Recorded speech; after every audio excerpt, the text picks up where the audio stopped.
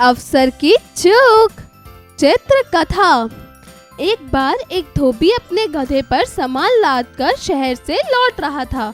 रास्ते में उसे एक चमकदार पत्थर दिखाई पड़ा। उसने पत्थर को उठाकर गधे के गले में बांध दिया। अरे वाह, इतना चमकदार पत्थर! तभी दूसरी तरफ से एक जौहरी घोड़े पर सवार होकर वहां से गुजर रहा था। उसकी नजर गधे के गले में बंधे उस चमकते पत्थर पे पड़ी।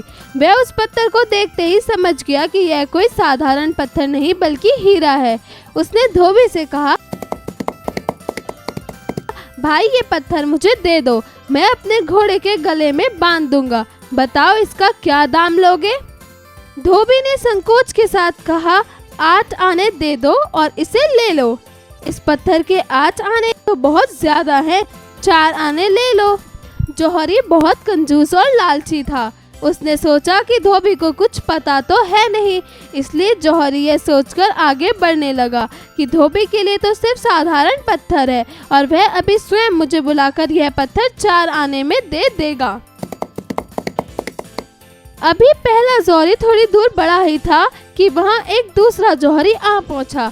उसने भी गधे के गले में बंधा पत्थर देखा और पहचान गया कि वो हीरा है। जौहरी बोला, इस पत्थर का क्या मूल्य लोगे धोबी? कुछ देर पहले मैंने एक जौहरी से इसके 8 आने मांगे थे, आपसे भी उतना ही मांगूंगा। 8 आने दे दो और इसे ले लो। दूसरे जौहरी ने बिना समय गवाए धोबी को 8 आना दिया और वह कीमती पत्थर हासिल कर लिया। कुछ दूर जाकर पहले जौहरी ने अपना विचार बदला और यह सोचकर लौटने लगा कि वह 8 आना देकर ही वह हीरा खरीद लेगा। लेकिन जब तक वह धोबी के पास पहुंचा, हीरा तब तक बिक चुका था। दूसरे जौहरी के वहां से चले जाने के बाद उसने धोबी से कहा, अरे भाई, लो ये 8 आने और वह पत्थर मुझे दे दो। कौन सा पत्थर? वह तो बिक चुका।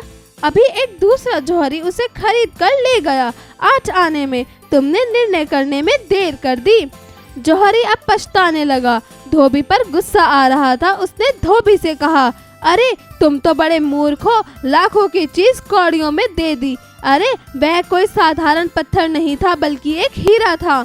धोबी हैरानी में पड़ गया। उसने कहा, अरे मैं तो मूर्ख सही, इसलिए उसकी कीमत को नहीं समझ पाया, लेकिन तुम तो महामूर्ख हो। यह जानते हुए भी कि वह पत्थर हीरा है और लाखों का है, तुम उसे मुझसे 4 आने में खरीदना चाहते थे। अब तुम अफसर से चूक गए। समझदार जौहरी उसे ले गया।